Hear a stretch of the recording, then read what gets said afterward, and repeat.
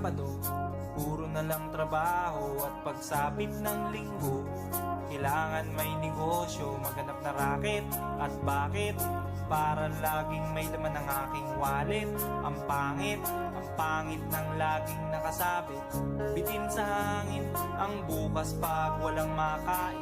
Wag na akong tanungin kung may bigas pang isasaing. Sakit na isipin, taas na ng bilihin. Pilitin mong abutin, kita mo makakaraos din.